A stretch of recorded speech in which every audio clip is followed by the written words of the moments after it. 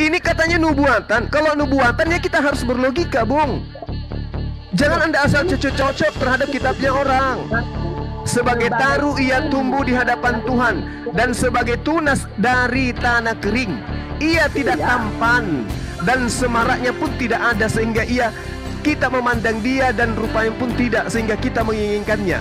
Ingat, yang dimaksud di sana itu apa? Dengarkan. Apakah yang dibicarakan? Dengarkan, Bung. Apakah yang dibicarakan ketika dikatakan ia tidak tampan ini fisik atau akhlak, perbuatan, tingkah laku? Ini kan tampan, ini kan ini.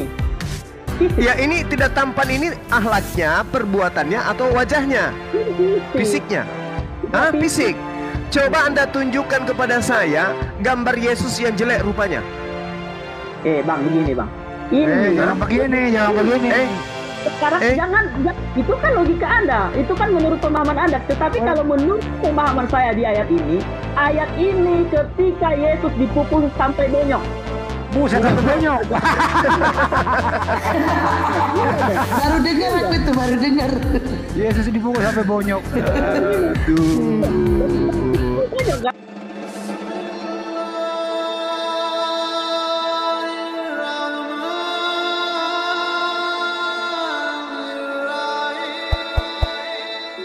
Bukan Yesus yang berkehendak, ibunya mengandung. Bukan. Kati kau. Yesus yang berkehendak, ibu. Assalamualaikum warahmatullahi wabarakatuh. Assalamualkum. Waalaikumsalam warahmatullahi wabarakatuh. Ada yang mau diterapi kah? Ini anak. Ada ini Bang Juma, terapin aja tuh si Berkat ya. Bawa di rumah sakit dulu deh, Waalaikumsalam warahmatullahi wabarakatuh. Tolong diobati nih Pak Bang Jumat. Kebanyakan minum Kalpanax. Oh. Kok minum Kalpanax? Kalpanax itu bukan untuk diminum, Bang. Ditetes di mata. Itu loh. Itu salah juga. Bang Juma. Iya. Iya, Saya mau bertanya, ini si Andi Celebes ini kayak gini kah cara debat orang Islam, Bang Zuma? Kenapa beliau? Dari tadi tidak berhenti ngomong, dia memaksakan kehendaknya itu. Nyerosot dari tadi kayak gini rupanya ya kalau orang Islam debat ya Bang ya? Tergantung lawannya, tergantung pasiennya. Kalau pasiennya itu akut, biasanya dokternya malah gunakan gergaji. Meledak. Gitu. Malu saya Bang kalau kayak gitu. Seolah-olah saya kayak orang gila gitu kan. Lah, kan Markus 5, orang-orang yang menyembah Yesus itu adalah orang yang kerasukan roh jahat. Orang gila itu. Iya, Markus 5. Setelah dia waras, dia tidak lagi menyembah Yesus. Coba Anda baca. Ya silakan buka Bang. Markus 5 nomor 1 sampai akhir, coba baca. Iya. Nomor 15-nya itu setelah waras, orang itu nggak lagi nyembah Yesus.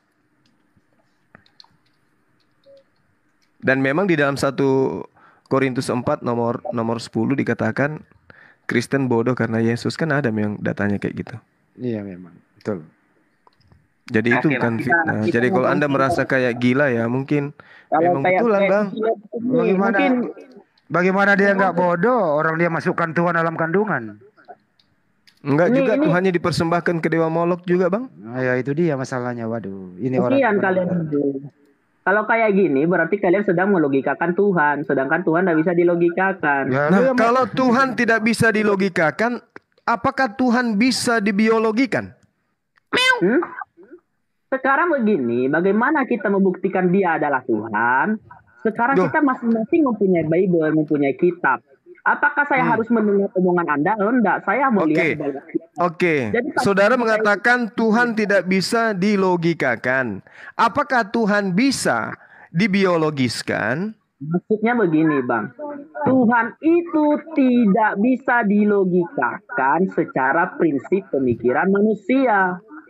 Tapi apakah Tuhan bisa dibiologiskan menjadi tubuh manusia? Yang ngomong gini, dokter lo yang ngomong kayak gini loh. Dokter Zakir Nail yang ngomong kayak gitu. Konsep Tuhan dengan konsep pemikiran manusia itu berbeda. Iya, sekarang kalau Tuhan yang benar itu kan tidak bisa dilihat, tidak bisa didengar, bagaimana bisa dilogikakan? Maksudnya dilogikakan itu dinarasikan secara ilmu filsafat, berpikir sampai ke dalam-dalamnya. Tangannya kayak gini, kakinya kayak gini, matanya. Itu nggak bisa memang. Masalahnya Tuhanmu manusia. Bisa nggak Yesus ini dilogikakan? Bisa nggak? Sekarang begini, Bang. Loh kok jadi sekarang? Itu dulu, Bung. Itu dulu. Iya, ini jawabannya. Ini jawabannya. Apa jawabannya? Anda berpikir Tuhan itu berdasarkan pemikiran Anda, atau Anda membaca ayat-ayat kitab petunjuk tentang kebenaran Saya baca kitabmu di dalam Lukas 11:27, Tuhanmu nenen. Bisa nggak dilogikakan itu? Bisa. Bayi yang nete ke ibunya bisa dilogikakan? Bisa. Yang nenen ini siapa? Tuhanmu. Berarti Tuhannya Kristen bisa dilogikakan. Kalau Tuhan yang benar nggak bisa dilogikakan, dalam arti kata kita berpikir tentang wujudnya nggak bisa. Tapi kalau Tuhanmu wujudnya jelas, dipersembahkan kepada Dewa Molok, itu jelas. Oh, justru logika Anda, Bang Zuma, sudah salah di situ. Apanya yang salah? Anda mengira bahwa Anda sudah melogikakan Tuhan ketika dia nyusul. Tetapi ketika bahwa Tuhan itu adalah tertunggal, Anda tidak bisa melogikakannya bahwa Tuhan itu juga ada di langit. Dan bagaimana bisa dikatakan dilogikakan kalau 3 dibilang 1? Coba. Iya. Sekarang begini, Zuma. Bagaimana Anda bisa mengatakan dia 1 tapi dia 3? Coba Anda logikakan. Kayak mana Anda bisa? Sesuatu yang 3 dianggap 1 itu gimana ceritanya? Iya, Bang, sekarang saya jelaskan. Anda punya roh, nah. Saya punya roh. Nah, berarti Anda berapa? Nah, saya 1. Ya, berarti roh Anda bukan. Lah, gimana ceritanya? Yang dikatakan suma itu adalah unsur yang terdiri jasad dan ruh dan jiwa. Itu dikatakan suma. Kalau dia sudah tidak punya jasad, itu bukan suma, tapi roh suma. Kalau dia tidak punya roh, itu bukan suma, tapi mayat suma. Kalau dua-duanya baru dikatakan manusia suma. Itu baru suma. Nah sekarang Anda memisahkan Yesus dan Tuhannya. Bagaimana Anda bisa mengatakan Yesus itu adalah Bapa itu sendiri, sementara Bapa tidak nete, Yesus nete? Berarti Anda sedang membatasi Tuhan. Loh, justru Anda yang membatasi Tuhan. Karena ketika Tuhan itu menjadi manusia, dia tidak bisa berbuat apa-apa. Dengarkan. Yesus mengatakan di dalam Yohanes 5 nomor 30, aku tidak dapat berbuat apa-apa dari diriku sendiri. Kami umat Islam mengakui yang tidak dapat berbuat apa-apa itu hanya Nabi dan Rasul. Tapi Anda yang tidak dapat berbuat apa-apa itu adalah Tuhan. Berarti Anda sedang membatasi Tuhan. Bukan kami. Saya tidak membatasi Tuhan, justru Anda yang membatasi Tuhan, kan? Sekarang begini. Yesus mengatakan dirinya tidak bisa berbuat apa-apa dari dirinya sendiri. Itu terbatas atau tidak? Sekarang begini, Bang. Anda bisa berbuat apa-apa tanpa jiwa Anda berpikir, enggak? Loh, sekarang Yesus itu mengatakan apa di dalam Yohanes 5 nomor 30? Itu adalah tubuh. Sedangkan yang bisa berkata itu adalah jiwa. Maksud Anda Yesus dan jiwanya itu terpisah gitu? Ya jelas. Loh, jadi yang takut kepada malaikat itu siapa? Dia bukan takut. Jadi apa namanya? Yesus ketakutan dan keringatnya seperti titik-titik darah. Itu apa? Salah terjemah. Itu bukan salah terjemah. Tapi ya itu kan tubuhnya. Jiwanya kan berbeda. Apakah tubuh ini bisa takut tanpa jiwa? Meong. Iya, apakah tubuh ini bisa takut tanpa jiwa? Ya jelas-jelas dia tidak takut di situ kan. Secara jiwanya yang udah saudaraku, adalah lebih baik Anda duduk, Anda belajar sama kami ini yang paham Bible, daripada Anda ngotot mempertahankan sesuatu yang Bible Anda saja membantah konsep Anda, kan gitu. Saya percaya Anda itu apa? Coba Abang buka di dalam. Saya sebenarnya waktu itu pengen bahas Anda mengangkat Yesaya 53 ini. Ya, silakan. Silakan, Ya. silakan. Anda ada apa dengan Yesaya 53? Silakan. Anda mengatakan pada waktu itu kepada siapa itu? Saya mau naik waktu itu lagi tidak diinikan. Saya mau bahas Silakan, ayat silakan. Ya, mari kita bahas. Iya. Yesaya 53, silakan. Kalau dikasih waktu, silakan. Siapakah yang percaya kepada berita yang kami dengar? Dan kepada siapakah tangan kuasaan Tuhan dinyatakan? Sebagai Iya. taruh ia tumbuh di hadapan Tuhan. Dan sebagai Iya. tunas di tanah kering, ia tidak tampan dan semaraknya pun tidak ada. Sehingga kita memandang dia dan rupa pun tidak sehingga menginginkannya.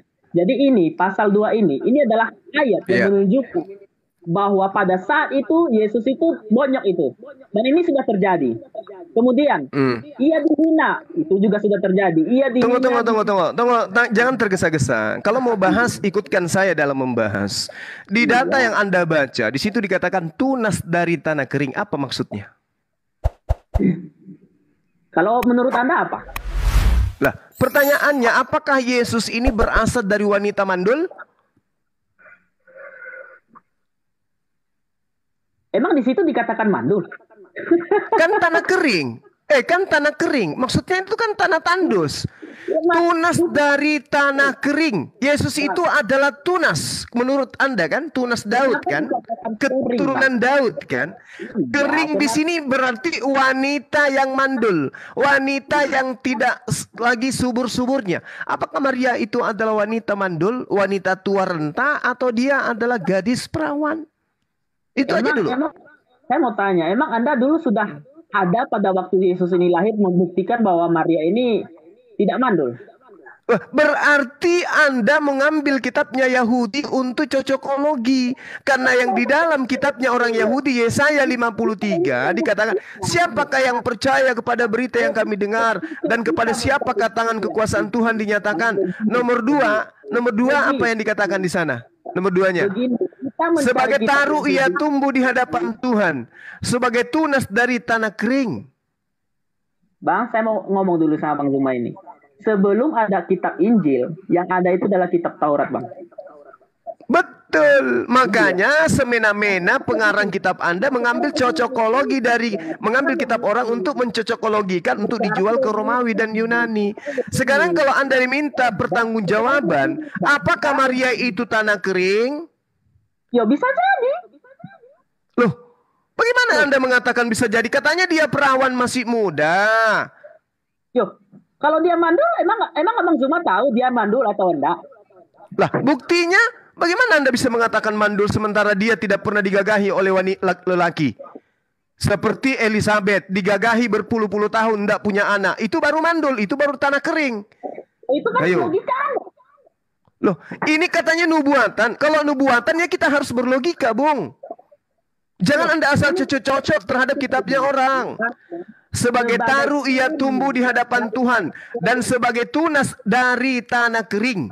Ia tidak tampan, dan semaraknya pun tidak ada, sehingga kita memandang dia, dan rupanya pun tidak, sehingga kita menginginkannya. Ingat, yang dimaksud di sana itu apa? Dengarkan. Apakah yang dibicarakan? Dengarkan, Bung. Apakah yang dibicarakan ketika dikatakan ia tidak tampan ini fisik atau akhlak, perbuatan, tingkah laku? Ini kan tampan, ini kan ini fisik. Ya, ini tidak tampan ini akhlaknya, perbuatannya atau wajahnya? Fisiknya. Fisik. Coba Anda tunjukkan kepada saya gambar Yesus yang jelek rupanya. Bang, begini Bang. Ini jangan begini. Sekarang jangan, itu kan logika Anda, itu kan menurut pemahaman Anda. Tetapi kalau menurut pemahaman saya di ayat ini ketika Yesus dipukul sampai bonyok. Buset, sampai bonyok. baru dengar. Yesus dipukul sampai bonyok. Aduh. Bonyok kan? Bung, dia berasal dari tunas tanah kering. Ia tidak tampan. Maksudnya dari sejak dia dilahirkan dalam keadaannya dia ada, dia itu sudah tidak tampan, bukan karena dia dibonyokin. Jangan kayak gitulah. Kebanyakan minum Kalpanak sini anak ini. Ya, kalau kita melihat, dengarkan Bung, dengarkan. Anda dikatakan begini, semaraknya pun tidak ada. Apa yang dimaksud dengan semara ini tidak ada? Padahal Yesus itu cukup terkenal. Orang-orang di mana-mana membicarakan. Bahkan dia disebut apa? Hosana, Hosana, diberkatilah ia yang datang dalam nama Tuhan. Bahkan kalau Anda melihat dari lebih jauh di kitab saudara, orang-orang Majusi dari timur datang untuk menyemarakkan kelahirannya. Kena enggak kepada Yesus ini? Bahwa semaraknya pun tidak ada. Lah faktanya orang Majusi beratus-ratus mili dia datang kok untuk menyemarakkan kelahirannya Yesus. Nyambung enggak dengan apa yang ada Yesaya ini? Yesaya 53 nomor 2. Nyambung enggak? Dia sedang dibonyokin. Iya, itu sudah lewat. Sekarang semaraknya pun tidak ada. Apa Ini, betul? Bang, Yesus semaraknya enggak ada. Lihat ayat selanjutnya. Ia dihindari orang. Seorang yang penuh kesengsaraan dan yang biasa menderita kesakitan. Ia sangat dihina sehingga orang menutup mukanya terhadap dia. Dan bagi kita pun dia tidak masuk hitungan. Tapi saya tanya kepada saudara, siapa yang menghina Yesus? Tunjukkan satu orang. Tunjukkan satu orang, dengarkan. Tunjukkan satu orang yang menghina Yesus. Banyak waktu disalibkan. Kenapa pada saat disalibkan? Jelas di sini ia dihina dan dihindari orang. Siapa yang menghindari Yesus rupanya? Perlu lihat di situ penuh kesengsaraan, dia sengsara waktu itu. Kalau penuh kesengsaraan, dengarkan, kalau penuh kesengsaraan, mulai dari sejak ia dilahirkan sampai ia mati sengsara terus, itu baru namanya penuh. Saya bacakan dalil, Matius 4 nomor 25. Maka orang banyak berbondong-bondong mengikuti Yesus. Mereka datang dari Galilea dan dari Dekapolis, dari Yerusalem dan dari Yudea dan dari seberang Yordan. Iya. Di dalam Matius 5 nomor 1 nomor 2, dengarkan. Ketika Yesus melihat orang banyak itu, naiklah ia ke atas bukit dan setelah ia duduk, datanglah murid-muridnya kepadanya. Maka Yesus pun mulai berbicara dan mengajar mereka. Hayo. Markus 2 nomor 13. Sesudah itu Yesus pergi ke pantai danau dan seluruh orang banyak datang kepadanya, lalu ia mengajar orang banyak tersebut. Di sini dikatakan apa? Ia dihina, dihindari orang. Mana ada dihindari orang berbondong-bondong menjadi pengikutnya, berbondong-bondong mengikuti dia. Cocok enggak dengan Yesus? Iya. Oke, udah. Iya apa? Yesus dihindari orang. Dijawab langsung oleh Markus 2 nomor 13. Sesudah itu Yesus pergi lagi ke pantai danau. Dan seluruh orang banyak datang kepadanya. Katanya dihindari orang. Nyambung nggak? Jujur. Nyambung tidak? Kesempatan juga. Ya, sekarang saya tanya, nyambung tidak dikatakan dihindari orang dengan Markus 2 nomor 13 banyak seluruh orang datang kepadanya. Ayo, silakan Anda jawab. Kesempatan seolah-olah Anda sudah benar. Emang siapa silakan. Anda sampai suara Anda? Silakan. Keras rasul juga bukan. Kita sama-sama memahami ayat ini. Kalau nggak usah curhat. Tante, nggak usah curhat. Markus 2 nomor 13 bertentangan dengan Yesaya 53 nomor 2. Menurut Anda itu bertentangan, silahkan. Tapi bagi saya tidak bertentangan. Lu ini bonyok lo. Lu sekarang ini malam lu bonyok kayak Yesus. Yesus bonyok, lu bonyok. Ini cuma bom aja tadi mencret sama Erben lo. Sekarang saya di kick di tempatnya, di kick, diblokir. Orang Kristen sependapat dengan Anda? Ya, orang Kristen itu adalah korban dewa Molok semua yang sudah sadar menjadi mualaf. Kenapa jadinya Anda harus mengatakan yang sepakat dengan saya itu semua sudah bersyahadat? Iya. Anda berpikir sebagai Muslim, kami juga berpikir sebagai orang Kristen. Bahwa Nabi Muhammad juga bukan Nabi, kan begitu. Kita mempunyai silakan aja. Nah sekarang Anda mengatakan Yesaya 53 Anda mau bahas dengan Bang Suma. Bang Suma hadir dengan data. Yesaya 53 nomor 2, Yesus dihina dan dihindari orang. Mana ada dihindari orang, mana ada dihina. Orang Majusi aja datang, malah dia Hosana, Hosana, terpujilah Yesus anak Daud. Terpujilah dia yang datang atas nama Tuhan. Nah, coba, jangan hanya merepet. Jangan hanya merepet. Kasihan waktunya teman-teman kita yang lain. Yesaya 53 nomor 2, dia dihindari, dia dijauhi orang. Nah, sementara di Markus 2:13, Matius 5 nomor 1 nomor 2, Matius 4 nomor 25, semua orang datang berkumpul berbondong-bondong untuk menjadi muridnya. Jawab. Pakai timer dulu, pakai timer ya, pakai timer. Saya malas kayak gini, nanti kamu banyak omong lalu saya jawab sedikit udah salah. Pakai timer ya. Jawab aja. Serasi tidak Yesaya 5:32 dengan Matius 2 nomor 13? Jawab. Sesuai dong. Oke, saya dengarkan ya, dengarkan. Bukan dengan ayat yang Anda tunjukkan. Sesuai. Dengarkan. Dari tadi Anda yang ngomong beri satu kesempatan. Saya tidak mau dengar kalau kayak gitu. Berarti Anda berbicara menang sendiri. Oke. Begini, Anda yang bicara, giliran Anda sekarang baca Yesaya 53 nomor 2, habis itu Anda baca Markus 2 nomor 13. Silakan. Berikan saya kesempatan untuk menjawab. Kalau Anda tidak bisa berikan saya kesempatan untuk menjawab, ya saya tidak mau kalah. Kamu kayak bencong. Hai. Kamu baca Yesaya 53 nomor 2, habis itu kamu baca Markus 2 nomor 13. Nyambung tidak? Relevan tidak? Silakan. Bentar, Bang Juma, itu tadi sudah diomongin satu kali lagi jangan bilangnya transgender. Itu langsung kena itu sama TikTok itu. Langsung turun, Abang. Transgender ngomongnya nggak bisa dibilang itu. Itu ketawanya coba lihat kayak Isabella. Bang. Ini panutan silakan ngomong silakan. Ini panutan muslim ini. Iya. Enggak, aku ngasih tahu biar gak kena peringatan. Tapi baru malam ini saya dengar Yesus bonyok. Siapa yang bikin bonyok Yesus ya? Bro, siapa yang gebukin Yesus sampai bonyok? Siapa? Ya berarti Anda tidak melihat waktu dia disalibkan. Oh, bonyok dia. Ya bonyok ya. Bonyok tuh. Tuhan kok bonyok, bro. Udah kasih dia Bang Handi suruh baca Yesaya 53 nomor 2 dengan Markus 2:13. Nyambung tidak itu? Supaya jangan dia jilat-jilat kitabnya orang Yahudi. Apakah saya harus mencari ayat yang Anda katakan bahwa ayat ini kenanya di Matius 12? Kan Anda. Itu kan menurut konsep Anda. Tapi kalau menurut konsep saya, ini ketika pada waktu Yesus disalib. Bonyok. Jelas. Tetapi coba lihat di sini.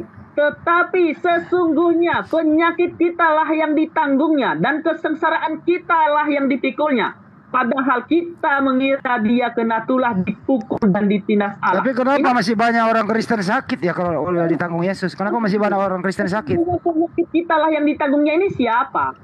Tapi masih banyak orang Kristen yang sakit, bro. Nah, enggak. Tetapi sesungguhnya penyakit kitalah yang ditanggungnya ini siapa ini? Emang ada manusia yang bisa menanggung penyakit manusia? Makanya kalau saya menjelaskan itu didengarkan. Ingat. Di dalam Yesaya 53 nomor 4, nomor 6 bahkan, tetapi sesungguhnya penyakit kitalah yang ditanggungnya dan kesengsaraan kitalah yang dipikulnya.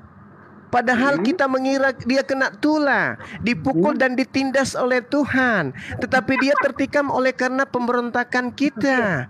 Kamu harus tahu, setiap utusan Tuhan pasti mengalami hal ini.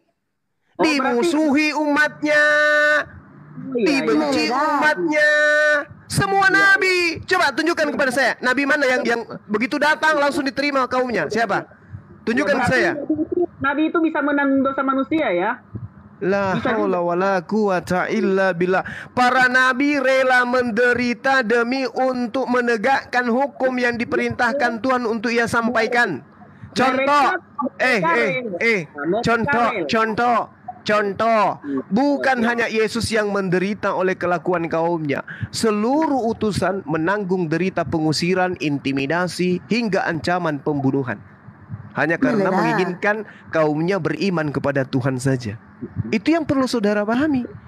Tadi di atas, di Yesaya 53 nomor 2, Anda tidak membantah. Iya, sekarang begini. Yesus dijauhi orang, tapi data di dalam kitabmu, Yesus didatangi orang. Orang berbondong-bondong ke dia. Nyambung nggak itu? Nyambung nggak? Logikanya begini, saya tanya dulu logika. Anda tadi bahas Nabi. Abang tadi bahas Nabi. Emang ada Nabi yang menanggung dosa manusia di sini, tetapi sesungguhnya penyakit di mana? Di mana dikatakan di Yesaya 53 bahwa dosa kita ditanggung? Di mana? Yo, ini dimana? Penyakit itu. Emang ada Nabi menanggung penyakit? Loh, ini maksudnya apa? Coba saya bacakan. Tetapi sesungguhnya penyakit kita lah yang ditanggung. Oke. Sekarang siapa yang ditanggung Nabi? Penyakit siapa yang ditanggung Nabi pada saat itu? Yesaya 53 ini jelas sekali dikatakan bahwasanya di nomor 4. Mas, saya mau tanya dulu. Penyakit siapa yang ditanggung Nabi pada saat itu? Kalau itu untuk Nabi, penyakit siapa yang dia tanggung? Oke, kita lihat di original teksnya, ya. Ketika kemudian dikatakan di situ, dengarkan. Original teksnya ketika kita melihat di situ jelas sekali dikatakan coli. Coli itu artinya penderitaan atau kepedihan, atau kesakitan, atau luka, atau penyakit. Artinya bukan penyakit dalam arti kata panu, kudis, kurap seperti penyakitmu, bukan. Maksud daripada penyakit di sini adalah penderitaan. Para nabi itu rela menderita demi untuk menyelamatkan kaumnya. Semua nabi begitu. Semua nabi, bahkan Abraham rela membunuh anaknya demi untuk keselamatan keturunannya. Bisa enggak Bang Zuma? Itu ditanggungnya enggak? Ketika maksudnya, dengarkan. Semua nabi ketika datang, dia itu rela menderita demi keselamatan umatnya. Tidak ada itu nabi, dengarkan, tidak ada itu nabi yang datang kemudian lalu melanggar perintah Tuhan yang datang kepadanya. Makanya dikatakan di sana coli. Coli itu yang sering kamu lakukan. Coli itu artinya penderitaan, kepedihan, kesakitan, luka, derita daripada kaumnya yang harusnya mereka yang tanggung, ditanggung oleh sang nabi dan rasul ini. Rasul ini rela kemudian teraniaya, tersalimi, terintimidasi demi untuk menyelamatkan umatnya. Jadi waktu itu enggak dipukul lagi, Bang. Loh, yang Anda maksud ini maksudnya apa? Kayak orang di penjara gitu. Loh. Maksud daripada data, jelaskan.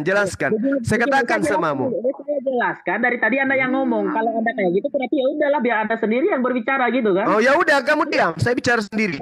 Kamu diam. Berapa jam kamu mau dengarkan saya bicara? Kebetulan ini jurusan saya. Hari menang sendiri, tidak memberikan kesempatan kepada orang lain untuk membantah atau untuk berargumen. Sekarang saya tanya samamu, apakah para nabi ketika datang mereka kemudian disiksa, dianiaya, teraniaya, terintimidasi? Iya, saya setuju, tetapi kan bukan berarti dia menang. Nabi Musa, dengarkan. Nabi Musa itu mengalami beberapa cobaan, siksaan, penindasan, bahkan sampai hampir dibunuh. Itu demi siapa? Jawab saya. Jawab saya. Itu demi siapa? Itu demi Tuhan, tapi kan tidak ditanggungnya. Demi Tuhan, dasar. Aduh, 1 Korintus 4 nomor 10 juga ini Bang Handi. Kenapa bisa ada di sini? Itu kan perintah Tuhan, dia lakukan. Sekarang begini, apakah setelah ditanggungnya orang lain tidak dipukul gitu? Ini kan ditanggungnya, ini kan artinya ditanggung ini artinya orang lain tidak dipukul lagi. Nah, terus kenapa? Kalau itu alasanmu, kenapa murid-murid Yesus masih dibunuh oleh Paulus? Kenapa? Kenapa murid-murid Yesus? Kenapa murid-murid Yesus masih dianiaya oleh Paulus? Kenapa? Kan tadi sudah ditanggung sama Yesus. Kenapa? Saya turun enggak? Kalau Anda pakai timer saya turun enggak? Silakan Anda berbicara sendiri. Oke, kenapa kalau Anda mengambil data Yesaya 53 nomor 4 ini bahwa Yesus yang menanggung derita kalian, kenapa murid-murid Yesus angkatan pertama masih dianiaya oleh Paulus? Kenapa? Tadi katanya sudah ditanggung Yesus. Kenapa? Sekarang saya mau jawab, Bang. Kalau kita nggak pakai timer, saya nggak mau jawab. Nanti saya jawab sedikit, Anda sudah ngomel. Iya, silakan kamu ngomel. Iya. Lebih baik begini bro, lebih baik kok ke apotik beli ini obat karena Yesus bonyok. Iya, silahkan. Terserah Anda beranggapan apa. Saya santai Ya, kamu aja. yang ngomong kok tadi Yesus bonyok disalib. Kok beranggapan? Dia yang sendiri yang ngomong, orang yang dibilang beranggapan. Nah, Yang katakan bonyok kan Anda. Seolah Tuhan Yesus itu tidak mau ya terserah Anda. Ya kamu yang ngomong tadi bonyok. Makanya kau suruh kau ke apotik beli obat. Memang Bang Handi dia katakan bonyok karena di data nomor 4 nomor 5 itu dikatakan bilur-bilur lukanya Yesus. Itu dia katakan begitu. Oh iya, bilur. Jadi dikatakan dan oleh bilur-bilurnya kita menjadi sembuh. Kita sakit pengakuannya. Begitu COVID lebih banyak Kristen yang mampus daripada Ini Muslim. yang kemarin ini dia bahas ini waktu saya ketemu Coki Sitohang, ini jawabannya Coki Sitohang nih. Baru saya bantah sekali, langsung aku di-kick sama Coki Sitohang karena bilur nih. Aduh, parah ini, parah. Padahal cerita yang dibangun untuk Yesus itu untuk dipersembahkan ke dewa Molok. Bang Zuma, siapa nabi yang sudah menanggung semua pukulan, derita, penyakit, kesengsaraan ditimpakan semua kepada dia? Enggak ada. Termasuk Yesus. Termasuk Yesus.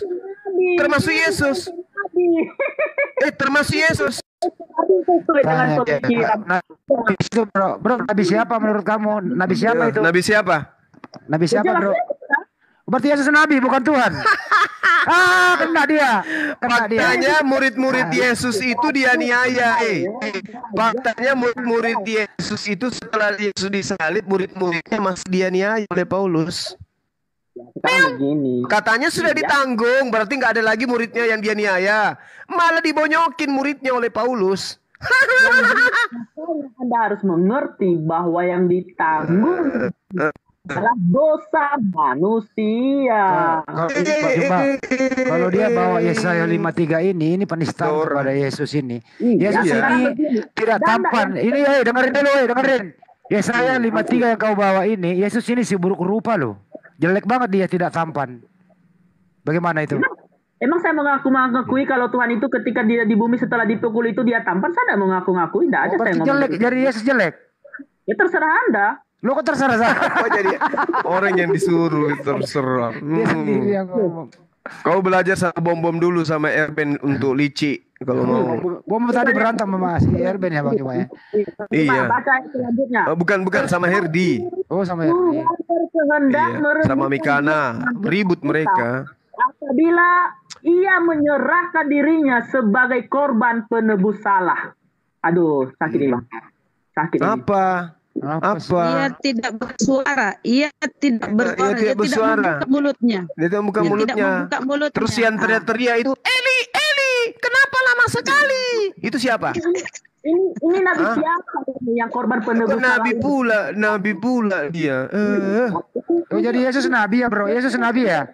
Bro dengerin dulu, woi. Ini penebus salah ini. Tetapi jadi Yesus nabi ya? Dia dengan kesakitan apabila ia menyerahkan dirinya sebagai korban. Ngomong terus begini dia dari tadi nih. Yesus nabi bro, Yesus nabi ya? Terserah Anda. Sekarang begini udah terjadi. Tadi terserah sih. Kalau sudah mentok, terserah Anda kata dia. Ini tidak memaksa logika orang. Karena saya bukan seperti orang Islam yang memaksa. Tapi Anda memaksakan logika untuk kitabnya Yahudi, untuk supaya Yesus bisa menjadi korban dewa Molok. Emang ada nabi yang korban penebus salah ada? Siapa? Nabi siapa? Siapa? Silakan jelaskan sama saya, Bang. Yang enggak ada. Siapa? Korban penebus salah nih, ayo. Ya menurut siapa? Menurut kamu siapa penebus salah? Karena Yesus sendiri mengatakan bahwa dia harus disalibkan untuk menebus dosa manusia. Berarti dia bukan Tuhan. Di mana Yesus mengatakan itu? Ya di mana? Dia menyerahkan dirinya loh. Di mana Yesus mengatakan itu? Loh, berarti Anda katakan Anda sudah membaca Bible. Berarti Anda belum. Justru karena saya tidak temukan itu, saya tanya kepada Anda, pengiman Bible ini. Mana tertulis? Yesus mengaku itu di mana? Pada waktu Petrus mengatakan, Tuhan, jangan engkau disalib. Lalu Yesus berkata apa? Yesus berkata, engkau iblis. Berkata apa? Baca ayat, baca selanjutnya. Baca. Oke, silakan. Jangan ngarang bebas. Oke. Silakan. Saya enggak takut kok. Saya kalau sudah berkata ada ayatnya ya saya enggak ini. Ya, yang bilang kamu takut siapa? Bentar loh. Di mana kalau mang? Di mana? Di mana anak bau? Bagus juga suara Bang Juma kalau nyanyi. Ya, lebih bagus. Oh iya, lagi diam. Bagus sekali kalau menurut versi Islam. Jangan lu sambung, ini urusan kita. Kenapa kamu yang nyambung? Kenapa kamu nyambung ke sono? Lu urusin urusanmu. Cari-cari ayat sambil ngomong. Oh, cari ayat, baru cari. Dia ini di laci yang satu. Iya, santai aja. Tapi kamu kelewatan bro, kalau Yesus itu bonyok. Gak boleh begitu. Memang dia bonyok? La haula quwata illa billah. Berarti mukanya juga mukanya kok dihajar ya sampai bonyok ya? Dicambuk Bang. Bonyok itu kalau bonyok itu muka, wajah. Itu bonyok kalau wajah. Kalau badan nggak bonyok namanya, itu luka-luka. Assalamualaikum warahmatullahi wabarakatuh. Waalaikumsalam warahmatullahi wabarakatuh. Pak Ustadz Unggul bawa bawa Kalpanax atau Yodium pakai itu obat luka. Ada yang bonyok nih. Jangan begitulah. Kalpanax Bang. Nggak boleh. Aku manggil Yesus saja, my speak Jesus ya. Nggak boleh, apalagi kau Kristen bilang Yesus bonyok, nggak boleh nak. Emang Yesus kenyataannya manusia sampai bonyok kok ya terserah saya. Bonyok ya, Tuhannya bonyok. Kalau aku umat Islam nggak boleh ya, manggil Yesus bonyok tuh nggak boleh. Sedikit aja Bunda minta izin. Sekali saya kata. Ada salam dan doa buat Gurunda Zuma, Bang Handi dan semua pembela dari fitnah Islam, fitnah kepada Allah, Al-Quran dan Rasulullah Sallallahu Alaihi Wasallam.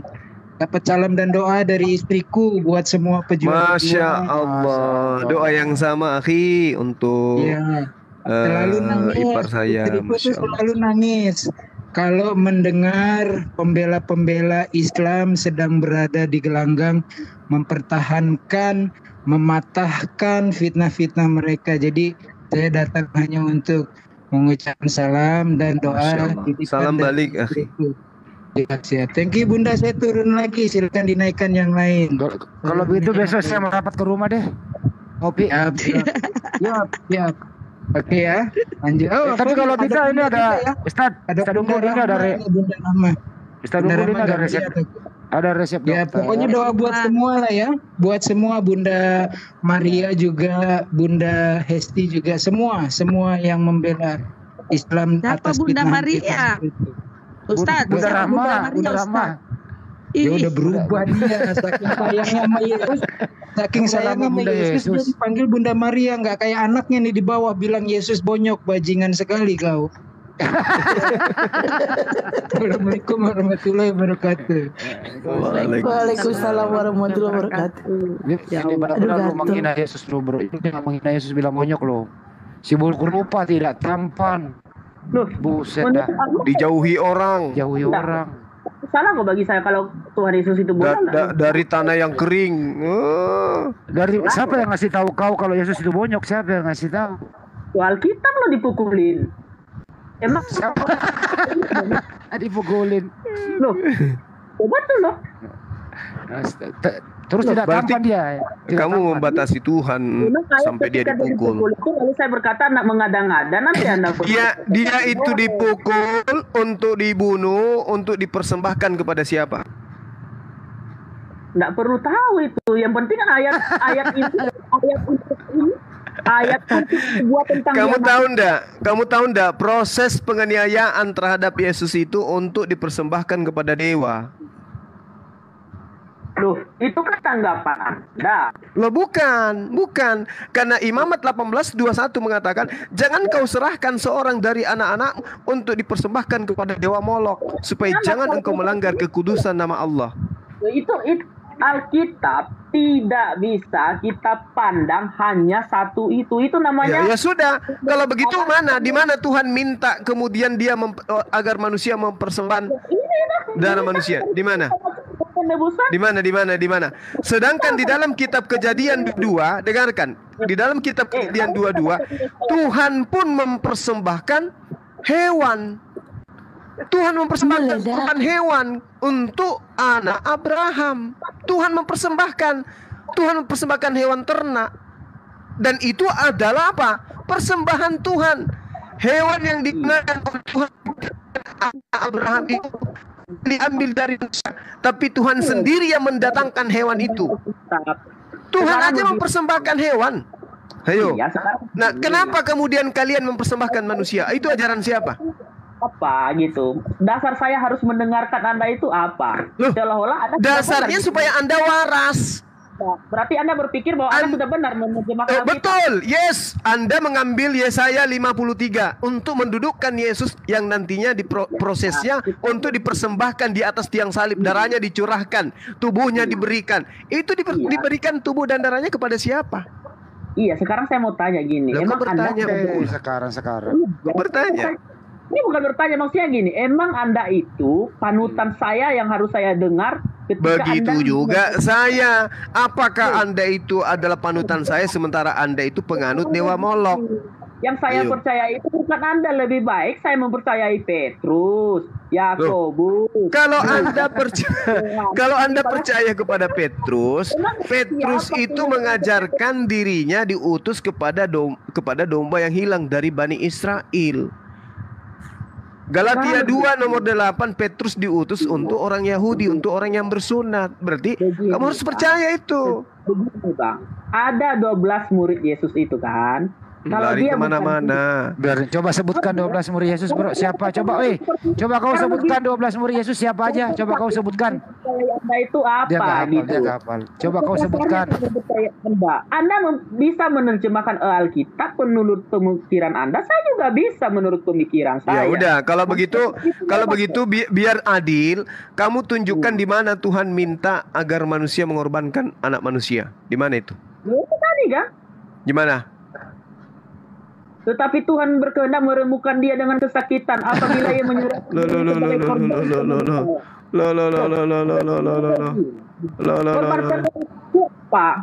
Nggak nyambung. Yesaya 53 itu diperuntukkan untuk keadaan Israel pada saat pembuangan di Babylon. Loh, itu menurut yang empunya kitab. Tuyul.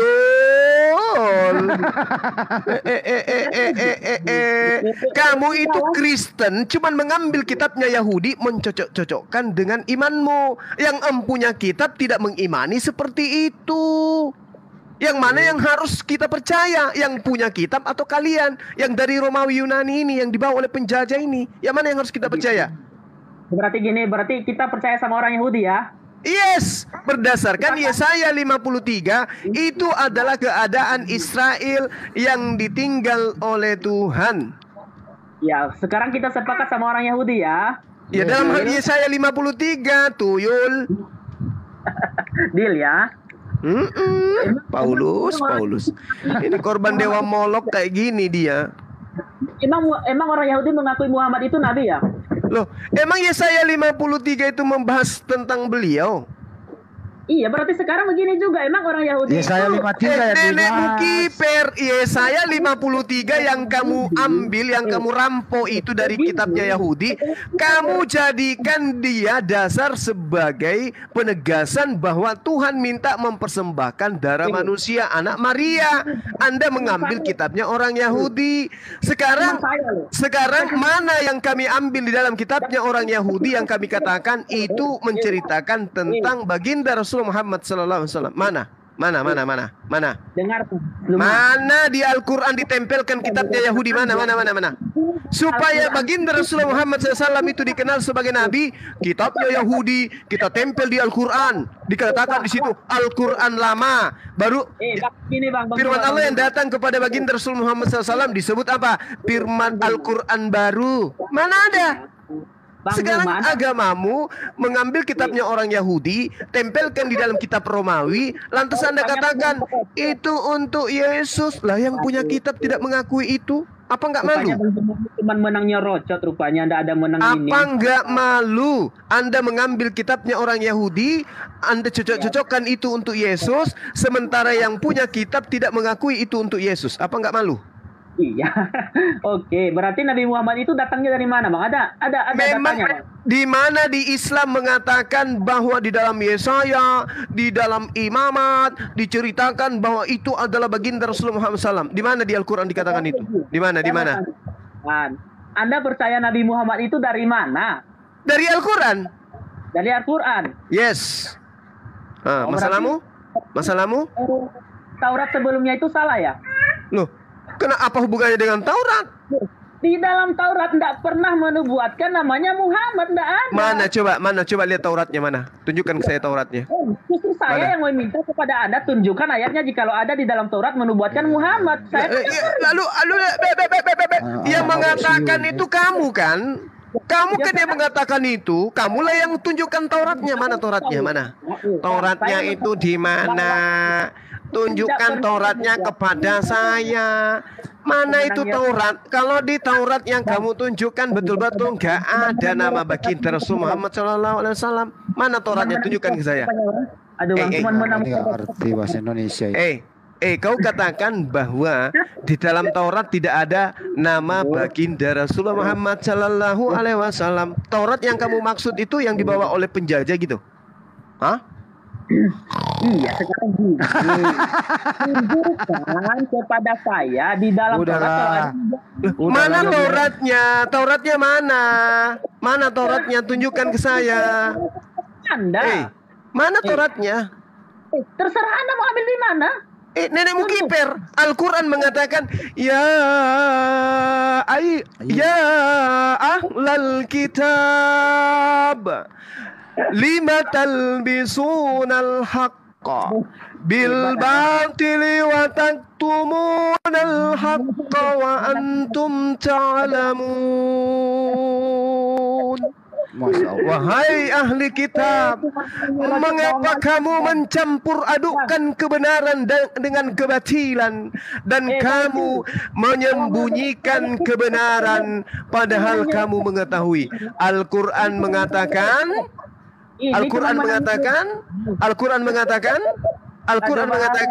kamu menyembunyikan kebenaran. Nah, sekarang saya nuntut nih. Apakah betul Al-Quran mengatakan bahwa mereka ahli kitab menyembunyikan Taurat dan Injil? Mari kita buktikan. Apakah betul ini? Kalau tidak betul Al-Quran, maka saudara bisa menunjukkan Taurat dan Injil kepada saya sekarang. Mana? Tunjukkan. Dia ngomong terus dia banyak Pak, percuma. Enggak, dia dengar ngomong terus dia. Dari tadi dia kebanyakan minum Kalapanak. Dengarkan.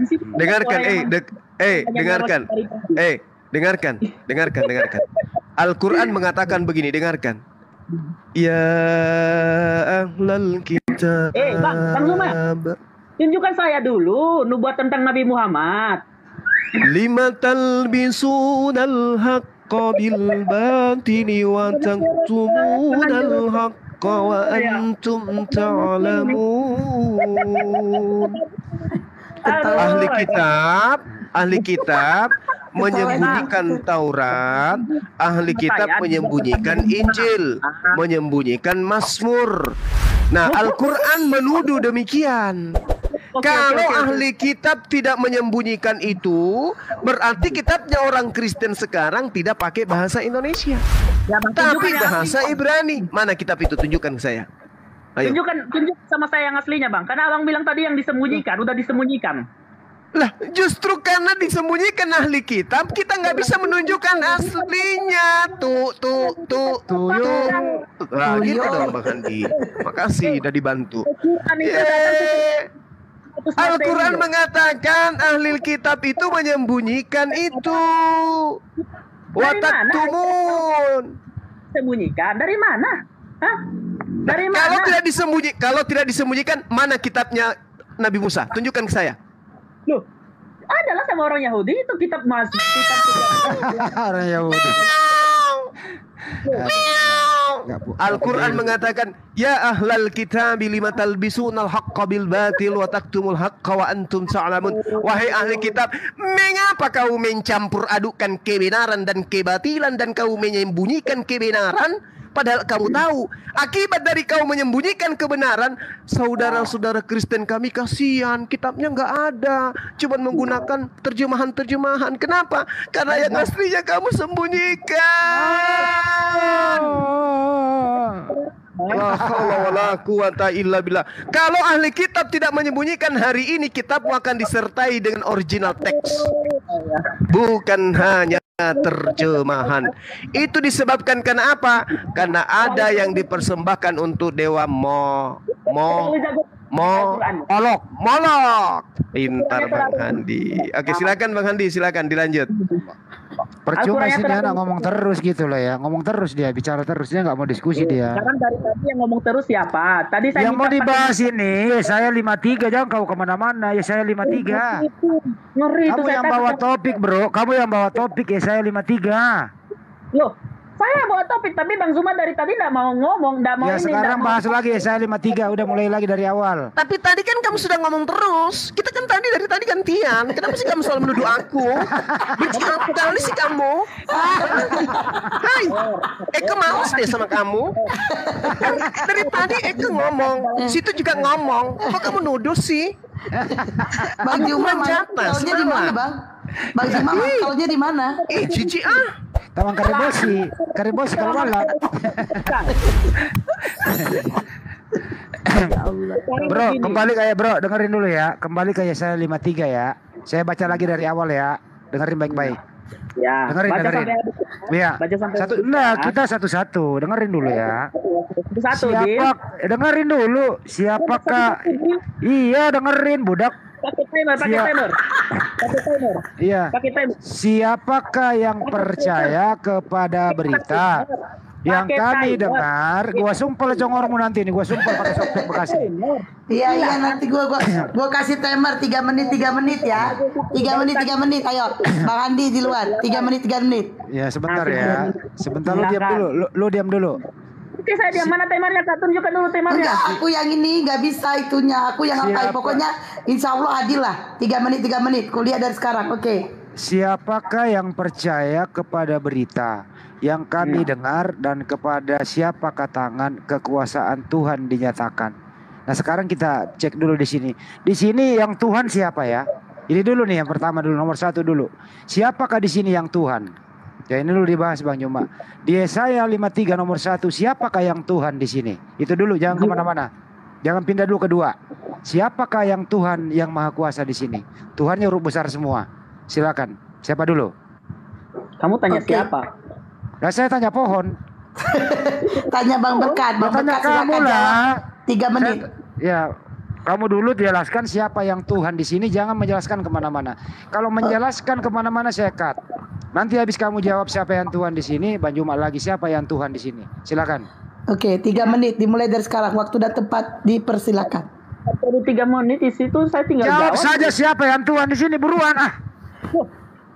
Saya udah waktu saya loh. Iya, jawab. Siapa yang Tuhan di sini? Udah silakan Anda berbicara. Oke. Ngomong ya. Bang Berkat yang ngomong. Siapa yang Tuhan di sini, buruan?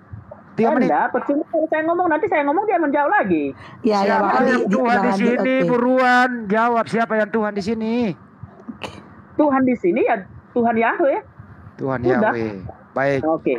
Baik. Selesai ya, selesai udah. Bang Juma, siapa yang Tuhan di sini, Bang Juma? Tuhan Yahweh kata dia.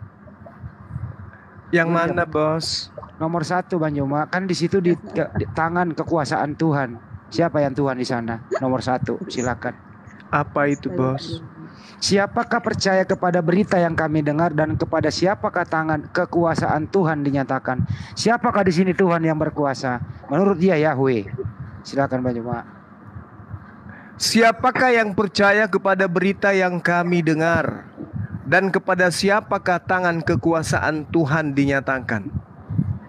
Tuhan di sini Hasem. Hasem. Baik. Berarti bukan Yesus ya? Bukan. Berkat? Bukan Yesus ya? Iya, bukan Yesus, karena bukan dia belum Yesus. datang. Oke, dia belum datang. Lanjut nomor 2 ya. Lanjut nomor 2. Sebagai taruk, ia tumbuh di hadapan Tuhan dan sebagai tunas dari tanah kering. Ia tidak tampan dan semaraknya pun tidak ada, sehingga kita memandang dia dan rupa pun tidak, sehingga ia menginginkannya. Pertanyaan di sini yang tidak tampan siapa? Di situ tidak tampan yang dimaksud itu ketika pada waktu Yesus dipukuli dan disalibkan. Berarti yang tidak tampan adalah Yesus, betul? Ya, Yesus, iya. Oke, Yesus. baik. Bang Juma setuju? Yesus tidak tampan? Enggak, Yesaya 53 nomor 2 itu bercerita tentang keadaan Bani Israel pada saat masa pembuangan. Oke, lanjut lagi ya. Di sini apa yang dimaksud dengan tanah kering? Silakan kawan Yas dulu. Tanah kering di sini belum saya terjemahkan. Apa terjemahan Anda? Kamu nggak bisa jawab tanah kering apa itu maksudnya? Tanah kering ya tanah kering. Itu kan perumpamaan. Kan dari awal kan sudah ini kan perumpamaan dari awal kan sebagai taruh ia tumbuh di hadapan Tuhan dan sebagai tunas dan tanah kering itu kan perumpamaan. Apa maksudnya itu?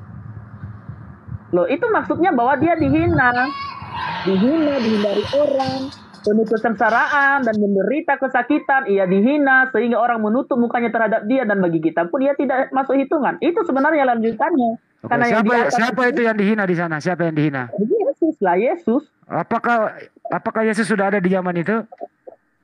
Loh, ini kan nubuat tentang dia. Oh, nubuatan. Baik. Silakan Bang Juma lagi disangka. Anda diam dulu, giliran Bang Juma lagi. Oke, silakan Bang Juma. Iya. Jadi kalau saya memahami ini tanah kering di sini adalah wanita mandul, yaitu Sarah yang kemudian keturunannya kelak ya dari tanah kering, artinya mereka sempat diperbudak. Tidak dipandang Israel itu, diperbudak oleh Mesir. Jadi ini berbicara mengenai nasib Bani Israel, bukan orang per orang. Lanjut. Bukan untuk Yesus ya. Nehi. Baik, kita lanjut nomor 3. Bagus ini ya. Ia dihina dan dihindari. Seorang yang penuh kesengsaraan, yang biasa menderita kesakitan, ia sangat dihina sehingga orang menutup mukanya terhadap dia dan bagi kita pun ia tidak masuk hitungan. Di sini yang tidak masuk hitungan siapa? Berkat, silakan kamu dulu. Tidak masuk hitungan apa? Dia maksudnya di sini tidak masuk hitungan itu. Orang Yahudi pada waktu itu tidak menghitungkannya, justru dia dibunuh. Makanya dikatakan tidak masuk hitungan. Pada waktu itu kan dia diolok-olok ketika dia disalib itu. Kan belum terjadi ini baru. Ini kan baru nubuatan. Loh, itu udah terjadi. Itu nubuatan yang terjadi kepada Yesus, yang sudah terjadi kepada Yesus. Ini kan ayat sebelumnya. Baik. Udah. Di sini siapa yang kesakitan? Yesus. Oke, di sini siapa yang menutup mukanya? Orang. Siapa orang namanya? pada waktu disalibkan itu. Saya belum pernah lihat. Saya belum pernah mendengar Yesus disalib di mukanya ditutup. Emang ada? Di situ apa tuh? Coba baca dulu, baca lagi. Di situ orang, bukan Yesus yang menutup mukanya, sehingga begini saya baca ya. Ia sangat dihina sehingga orang menutup mukanya terhadap dia. Itu aja. Orang menutup muka Yesus. Aduh, belajar bahasa Indonesia yang baik, Bang. Saya baca lagi ya bahasa Indonesianya ya. Dengerin dulu ya. Ini udah mulai baik loh, udah mulai kondusif nih. Ya. Dan yang biasa menderita kesakitan, ia sangat dihina. Dengerin dulu. biar nyambung teman. Ini belum giliran Banyumas loh. Ya, sangat dihina sehingga orang menutup mukanya terhadap dia, dan bagi kita pun tidak masuk hitungan. Ada orang menutup mukanya, bro. Aduh, belajar bahasa Indonesia bang. Terus di sini muka ya, terus di sini siapa muka yang ditutup kalau bukan mukanya Yesus? Siapa muka? Yang menutup muka di sini adalah orang lain, bang. Ia sangat dihina sehingga orang menutup mukanya terhadap dia. Artinya orang itu menutup mukanya terhadap Yesus. Terhadap siapa dia. Orang itu? Siapa orang itu yang menutup muka? Yo, jelas kan pada waktu Yesus disalib kan banyak orang gitu kan, ngolok-ngolok kan, itu kan sama seperti menutup muka, tidak peduli. Oke, baik, Bang Juma lagi yang memberi penjelasan. Anda stay dulu, Anda kami tidak bantah, diskusi yang sehat. Giliran Bang Juma lagi Anda diam ya. Ya. Siapa yang menghina dan menghindari Yesus? Nggak ada, kecuali hanya ahli-ahli kitab yang telah menyelewengkan ajaran Musa. Sementara masyarakat biasa ya lebih cinta kepada Yesus, selalu mengikuti kemanapun Yesus pergi. Bahkan beliau memiliki beberapa murid, 12 murid. Ya. Lalu murid ini berasal dari 12 suku dari Bani Israel. Bayangkan itu. 12 suku Bani Israel, di masing-masing suku ada muridnya. Matius 21 nomor 9. Dan orang banyak yang berjalan di depan Yesus dan mengikuti Yesus dari belakang berseru-seru. Katanya, Hosana bagi Yesus anak Daud. Diberkatilah Yesus yang datang dalam nama Tuhan. Hosana di tempat yang maha tinggi. Apakah ini dihindari? Apakah ini dihina? Sangat-sangat tidak cocok. Matius 4 nomor 25. Maka orang banyak berbondong-bondong mengikuti Yesus. Mereka datang dari Galilea, dari Dekapolis, dari Yerusalem, dari Yudea, dari seberang Yordan. Matius 5 nomor 1. Ketika Yesus melihat orang banyak itu, naiklah ia ke atas bukit, dan setelah ia duduk, datanglah murid-muridnya kepadanya. Maka Yesus pun mulai berbicara dan mengajar mereka. Matius 2 nomor 13. Sesudah itu Yesus pergi lagi ke pantai danau, dan seluruh dan semua seluruh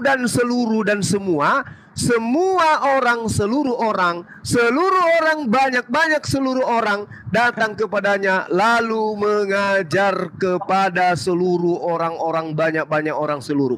Jadi tidak ada yang menghina dan menghindari Yesus, nggak cocok. Kitabnya orang diambil untuk dijadikan sebagai ajaran mempersembahkan tumbal. Dasar beroncong. Lanjut. Oke, kita lanjut ya. Nomor 4, 534. Dengarkan baik-baik itu anak Nias ya. Tetapi sesungguhnya penyakit kita lah yang ditanggungnya, dan kesengsaraan kita yang dipikulnya. Padahal kita mengira dia kena tulah, dipukul dan ditindas Allah. Di sini siapa yang dipukul dan ditindas Allah? Silakan Nias. Terima kasih. Ini ditulis tetapi sesungguhnya penyakit kitalah yang ditanggungnya. Artinya di sini ditanggung adalah penyakit kita di sini adalah dosa sebenarnya. Dosa. Karena kalau kita melihat ayat selanjutnya nanti di situ ditulis adalah dosa. Nah, yang ditanggung oleh Tuhan Yesus Kristus di situ adalah dosa manusia. Karena kalau ayat ini ditunjukkan kepada nabi, tidak ada satupun nabi yang bisa menanggung dosa manusia dan kesengsaraan manusia itu. Tidak ada satupun nabi, siapapun dia, tunjukkan kepada saya, jikalau nabi itu dipukul, jika nabi itu ditindas, dosa manusia semuanya terhapus. Tidak ada satupun. Di situ ditulis dikatakan bahwa mereka mengira dia kena tulah. Pada waktu Yesus disalibkan, orang-orang pada waktu itu mengira bahwa Yesus itu sedang kena tulah loh. Pada waktu Yesus disalibkan, pada waktu itu mereka mengolok-olokkan dia, mereka mengatakan bahwa dia itu kena tulah, dipukul dan ditindas. Kenapa harus dipukul dan ditindas? Karena itu adalah tujuannya datang ke dunia ini, supaya dia menyelamatkan manusia yang ada di seluruh dunia ini bagi yang percaya kepadanya. Oke, terima kasih. Di situ Yesus waktu itu dia seorang nabi ya, betul? Betul? Abang mau bahas nabi atau mau bahas ayat ini? Tadi Anda mengatakan di situ nabi loh yang menanggung. Yesus nabi ya, tadi ya. Tadi kalau Anda menanyakan ayat ini melalui versi masing-masing silahkan. Sekarang Anda sudah mulai ini. Nggak dengerin dulu bro, sebelum ke Bang Juma. Katanya hanya satu nabi yang menanggung daripada penyakit itu. Nabi itu adalah siapa? Dengerin dulu. Nabi itu siapa? Tadi yang saya katakan tidak ada seorang pun nabi. Bukan saya katakan Yesus nabi. Tidak ada. Garis bawahi. Tidak ada seorang pun nabi yang menanggung dosa-dosa, menanggung kesengsaraan manusia itu tidak ada. Itu Bang yang saya katakan. Saya tidak katakan nabi. Oke, waktu terakhir ya sebelum ke Bang Nyoma. Di sini Yesus sebagai apa? Sebagai nabi apa sebagai Tuhan? Sebagai Tuhan dia di sini. Oke. Berarti Tuhan dipukul? Iya. Oke, baik. Tuhan dipukul sampai bonyok ya? Iya. Oke, baik. Makasih. Bang Nyoma lagi deh. Silakan Bang Nyoma. Tuhan dipukul sampai bonyok. Silakan. Salah. Saya sudah katakan dari urutan data nomor 1 di Yesaya 53 itu untuk Bani Israel. Keadaan Bani Israel. Yesaya 53 nomor 4, nomor 5, nomor 6, nomor 7. Sesungguhnya penyakit kita yang ditanggungnya dan kesengsaraan kita dipikulnya. Ini berujung kepada hewan-hewan kurban yang dipersembahkan untuk menghapuskan segala penyakit dosa yang ada pada Bani Israel. Silakan Anda baca Imamat 4:1 perikop. Ketika kemudian Bani Israel di tengah-tengah mereka ada seseorang yang berdosa, maka lembu jantan muda yang menjadi penanggung daripada derita, pemberontakan yang diremukkan dari kejahatan-kejahatan orang tersebut. Ketika kemudian orang tersebut seluruh Bani Israel bersalah di dalam Imamat 4:13 sampai nomor 14, maka Tuhan menjadikan derita mereka ini diberikan kepada seekor lembu jantan muda. Bilur-bilurnya diambil, ditanggung oleh binatang kurban ini. Ketika kemudian tokoh agama, seorang imam, seorang rabi yang melakukan dosa, di dalam Imamat 4 nomor 22 sampai nomor 23, yang menjadi penanggung daripada perbuatan mereka adalah kambing jantan. Kalau dia adalah rakyat jelata dari tengah-tengah Bani Israel, maka yang menanggung dosa, menanggung kesengsaraan, yang dipikul kemudian oleh pendosa tadi, tapi dia adalah rakyat jelata, maka dia penanggungnya adalah cukup kambing betina. Jadi yang dimaksud, yang diceritakan dalam Yesaya 53 nomor 4 dan seterusnya, itu berbicara tentang hewan yang menjadi korban demi mereka Bani Israel. Itu data. Jangan berasumsi di luar daripada pemahaman yang mempunyai kitab. Oke? Jadi yang dimaksud di sini adalah prosesi dosa-dosa Bani Israel ditebus oleh Tuhan dengan menggunakan 1 lembu jantan muda, 2 lembu jantan, 3 kambing jantan, 4 kambing betina atau domba betina. Gak ada itu manusia diminta untuk dipersembahkan tanahnya, gak ada, kecuali ajaran pagan Romawi Yunani yang merebak sampai ke Nusantara melalui penjajah. Begitu Bang Handi. Masih mau datang besok? Oke, lanjut lagi ya. Ini kondusif nih. Sekarang Anda boleh membantah. Bang Juma mengatakan di situ memang di nomor 7 saya langsung baca ya. Dia dianiaya, tetapi dia membiarkan diri tertindas dan tidak membuka mulutnya seperti anak domba yang dibawa ke pembantaian. Seperti induk domba. Dengerin dulu, nanti habis ini baru kau lagi. Anda sudah melangkah dari tadi satu-satu ayat, sekarang sudah melangkah. Oke, nomor 6 dulu nggak apa-apa. Kita sekalian sesat. Ya ini saya bacakan nomor 6. Oh, Anda melangkahi. Dari atas berurutan sekali sekarang melangkahi. Nggak bisa. Ya udah, saya ini kasih kembali ke nomor 6. Nah, ini bukan nomor 6 dong. Tadi kan nomor 5 udah. Ini tetapi dia tertimpam oleh pemberontakan kita. Kamu udah baca. Baik, nomor 5 saya baca. Oke, baik. Ya udah saya baca. Ya udah saya baca. Jangan berisik lah. Melangkahi. Anda melangkahi. Iya, dengerin saya kembali ke 5. Udah. Ya silakan. Mulai kondusif. Ya udah diam. Saya baca dulu ya. Tetapi dia tertikam oleh karena pemberontakan kita. Dia diremukkan oleh karena kejahatan kita. Ganjaran yang mendatangkan keselamatan bagi kita ditimpahkan kepadanya. Ini Bible-mu dibaca, masa kamu ketawa? Ya saya ketawa, kenapa? Jadi kamu menertawakan Bible-mu? Saya tidak mengetawakan, saya mengertawakan kalian. Orang saya baca kok Anda tertawa. Ya saya menertawakan kalian, silakan baca. Saya ulang lagi biar kamu paham, oke? Iya, ulang lagi. Diulang lagi, Anda diam dulu ya. Jangan ketawa Bible-mu loh. Iya. Hormati Bible-mu dibaca, hormati. Atau kita buang aja Bible-mu supaya kita ketawa aja. Baca. Oke, baca. Tetapi dia tertikam oleh karena pemberontakan kita. Dia diremukkan oleh karena kejahatan kita. Ganjaran yang mendatangkan keselamatan bagi kita ditimpahkan kepadanya, dan oleh bilur-bilurnya kita menjadi sembuh.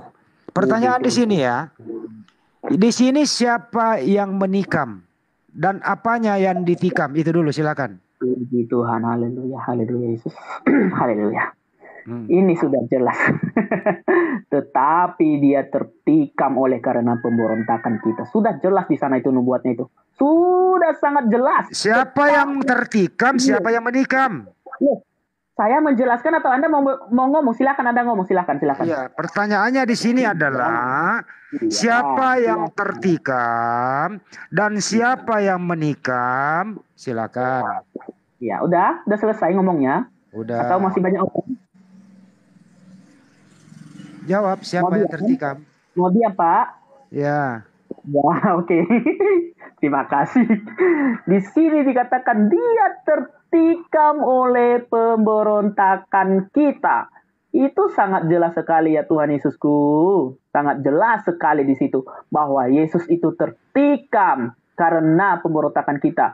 Siapa yang menikam dia pada waktu itu adalah orang-orang bangsa Israel, orang-orang Yunani, tentara-tentara Yunani pada saat itu. Dia ditikam. Dan kenapa dia ditikam? Di situ Tuhan menjelaskan bahwa sebenarnya karena pemberontakan kita, bukan karena siapa. Itu semuanya karena pemberontakan kita. Kalau ini dikaitkan dengan domba seperti yang Bang Zuma katakan tadi, itu sungguh memalukan.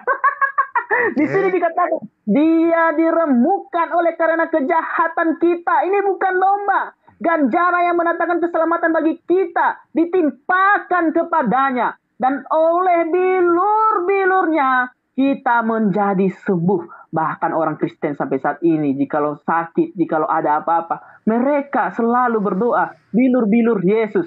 Itu jelas itu ayat sudah terjadi sampai sekarang ini. Pemberontakan. Kami meyakini. Biar dulu, jangan dibantah Bu. Bu, jangan Bu, biar dulu Bu. Ini berapa menit ini Bu? Ya berapa sudah menit ya. ini? Sudah, stop dulu ya. Oh ya sudah, kalau kayak gitu ngomong sendirilah. Aku belum selesai loh. Ya silakan selesaikan dulu. Silakan selesaikan. Aduh, udah mulai goyang. Jangan dulu Bu. Ini dulu kondusif Bu. Jangan. Udah mulai goyang imannya. Silakan terusin Bro. Yang lain diam dulu, saya moderatorin. Yang lain diam. Silakan. Ya. Tetapi ia tertikam oleh karena pemberontakan kita. Sungguh jelas. Ketika itu pemberontakan kita lah yang dia tanggung. Ini kalau dikasih kepada nabi, kepada domba, apakah nyambung? Kalau nyambung berarti otaknya yang konslet ya. Otaknya yang konslet. Sangat konslet. Tetapi ia tertikam oleh karena pemberontakan kita. Kalau ini diberikan kepada domba, sungguh lucu sekali. Dia diremukkan oleh karena kejahatan kita. Wih, hebat lalu domba bisa ya. Bisa rupanya domba. Ganjaran mendatangkan keselamatan bagi kita ditimpakan kepadanya. Nah, oleh karena keselamatan kamilah orang Kristen yang percaya kepadanya, makanya ia ditimpakan kepadanya oleh karena keselamatannya. Dan oleh sebab itu sampai saat ini orang Kristen itu habis. Oke, sekarang Anda perkuat dulu. Di sini yang tertikam Tuhan ya, yang tertikam ya. Jelas lah dari tadi kok saya udah ngomong. Baik. Oke, Tuhan yang tertikam. Terus Tuhan juga yang diremukkan ya? Iya. Oke. Baik, nggak apa-apa. Jadi Tuhanmu pernah tertikam dan Tuhanmu juga pernah diremukkan gitu ya? Pernah. Baik, terima kasih. Anda standby dulu ya. Silakan Mbak Nyuma.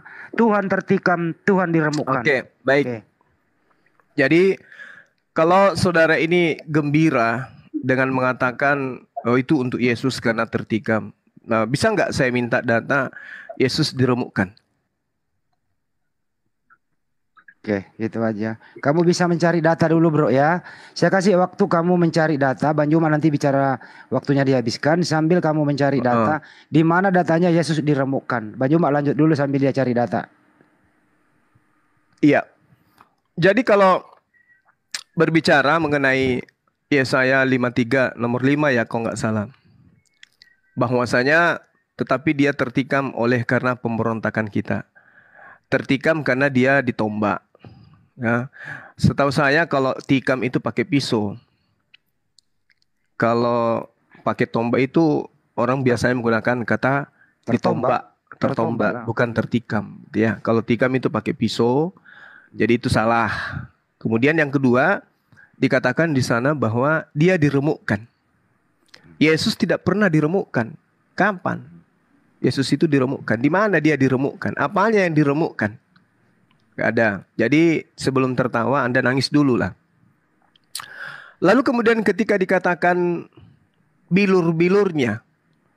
Ya. Bilur-bilurnya siapa? Oleh bilur-bilurnya kita menjadi sembuh. Bilur-bilur apa yang terjadi kepada Yesus? Sementara Yesus ini ketika Anda mengatakan dia memiliki bilur, faktanya dia hanya beberapa jam kemudian dikuburkan. Oke? Sehingga apa yang dialami oleh Yesus, intimidasi, kemudian pengusiran, penderitaan, itu semua dialami oleh nabi-nabi yang lain. Nah, sedangkan ketika kita berbicara mengenai penyakit kita yang ditanggung, saya sudah jelaskan tadi. Bahkan saya sampaikan bahwa ini adalah keadaan Yerusalem, Bani Israel. Tidak ada ini bercerita tentang Yesus. Karena Tuhan tidak akan mungkin mau mempersembahkan darah manusia untuk manusia. Anda mengatakan bilur-bilur kita menjadi sembuh. Bilur-bilurnya Yesus kita menjadi sembuh. Maksudnya apa? Kalian mau mempersembahkan Yesus kepada siapa? Sementara Tuhan tidak menginginkan korban penganiayaan manusia untuk dosa manusia. Itu nggak ada di dalam kitabnya orang Yahudi. Allah justru marah ketika kemudian orang mempersembahkan orang yang benar. Yang minta HP dulu ya. Minta HP dulu. Tuhan marah ketika kemudian orang itu mempersembahkan manusia untuk kepada manusia.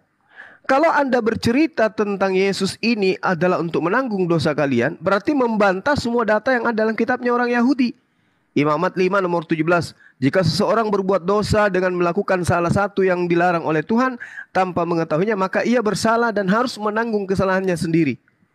Tapi kalau Anda mengangkat Yesaya 53 ini adalah untuk Yesus, berarti melanggar semua perintah Tuhan. Bahwa Tuhan tidak mau dosa orang itu ditanggung oleh orang lain. Itu yang perlu Anda pahami ya. Jadi tidak ada cerita itu dalam Yesaya 53 itu adalah untuk Yesus, nggak ada. Itu untuk Bani Israel. Keadaan Bani Israel pada masa lampau. Silakan Bang Handi. Oke. Ada pekerjaan rumah tadi buat Anda bro. Coba cari datanya di mana ada data. Bang Juma minta data itu Yesus itu diremukkan. Apa arti diremukkan itu? Silakan bro. Saya beri waktu 2 menit. Pakai data ya. Jangan ngarang. Di mana ada datanya Yesus diremukkan. Silakan. Jangan nangis. Saya enggak nangis. Siapa? Oh, enggak. Silakan cari datanya. Jangan ngarang, enggak pakai data. Di mana datanya Yesus diremukkan? Jangan takut, Bang. Santai. Ya, Tunggu silakan. Dulu. Ya. Berapa hari ditunggu? Aduh, enggak perlu berapa hari. Oh ya. Dari tadi Mbak Juma ngomong bukannya kamu cari tentang nubuat. Diremukkan di sini kan dia dibunuh, dia dipukul. Datanya di mana di Bible Yesus diremukkan? Di mana? Kalau begini kita ini mau cari arti dari ayat itu atau mau cari diremukkan ya? Kalau mau dicari diremukkan kalian cari sendiri. Tapi kalau saya menafsirkan ayat ini, kalau saya memberikan tanggapan saya dan orang Kristen semuanya memberikan tanggapannya di sini, dia dipukul sampai mati kok. Itu kan artinya diremukan juga. Baik. Artinya, ya udah selesai untuk Anda. Saya kembalikan ke Banyuma. Artinya tidak ada datanya diremukan. Berdasarkan remukan dia Banyuma karena dia dihajar, ditikam sampai mati. Gitu Banyuma menurut dia. Silakan Banyuma lagi dong yang counter. Iya. Silakan diam. Oke. Jadi sia-sia Anda tertawa cengkekan tadi, percuma. Ternyata Anda tertampar dengan data itu. Yehezkiel 18, orang yang berbuat dosa itu yang harus mati. Yesus berbuat dosa kah? Anak tidak akan turut menanggung kesalahan ayahnya, dan ayah tidak akan turut menanggung kesalahan anaknya. Orang benar akan menerima berkat kebenarannya, dan kepastikan orang fasik akan tertanggung atasnya. Apakah Yesus orang fasik sampai dia harus menanggung dosa-dosa kalian? Tetapi jikalau orang fasik bertaubat dari segala dosa yang dilakukannya dan berpegang kepada ketetapan yang ada pada Tuhan, serta melakukan keadilan dan kebenaran, orang itu pasti hidup. Ia tidak akan mati. Jadi tidak ada itu penebusan dosa, tidak ada itu penganiayaan terhadap Yesus, nggak ada. Anda hanya mimpi. Yehezkiel 18:20 nomor 2 ini membuktikan orang ketika berdosa, orang fasik ketika berdosa, dia tidak butuh manusia untuk mati teraniaya seperti yang Anda inginkan. Tuhan memberikan solusi. Tetapi jikalau orang pendosa, orang fasik bertobat dari segala dosa yang dilakukannya dan berpegang pada segala ketetapanku serta melakukan keadilan dan kebenaran, ia pasti hidup, ia tidak akan mati. Segala durhaka yang dibuatnya tidak akan diingat-ingat oleh Tuhan lagi terhadap dia. Ia akan hidup karena kebenaran yang dilakukannya. Jadi Anda mau mengemis nubuatan ada Tuhan mati di atas tiang salib, ditikam, ya, kemudian bonyok, diremukkan, bonyok. Itu untuk apa? Untuk apa tuyul? Itu nggak ada, tidak dipahami dalam agama langit, nggak ada. Agama samawi tidak mengajarkan itu. Oke, jadi percuma kau mengambil cerita di kitabnya agama Yahudi, sementara yang punya kitab tidak seperti itu cara memahaminya. Yang tahu yang punya kitab atau Anda yang hanya modal terjemah? Yang punya kitab, sementara Yehezkiel 18:20 jelas sekali tidak ada dosa waris. Nggak ada yang harus ditebus di atas tiang salib, nggak ada. Kalau orang Yahudi itu bersalah, perorangan dia menggunakan kambing. Kalau berkelompok, satu suku atau semua Bani Israel menggunakan lembu. Menggunakan manusia itu ajarannya di mana? Pagan. Gak ada. Udah kau sunat aja dulu pakai cangkul. Lanjut Bang.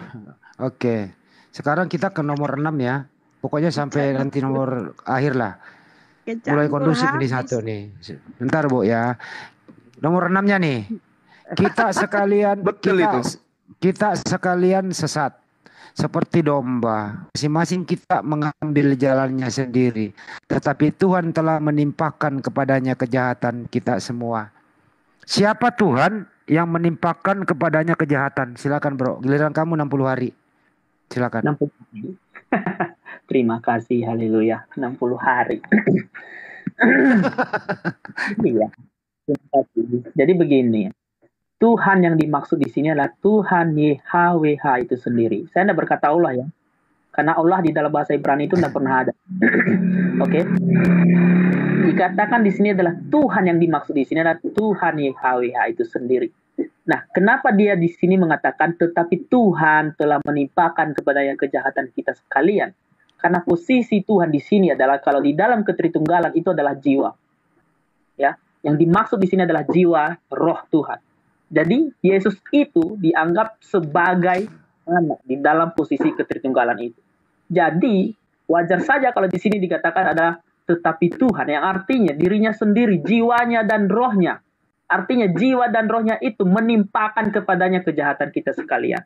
Jadi kita sekalian sesat seperti domba masing-masing. Kita mengambil jalannya sendiri.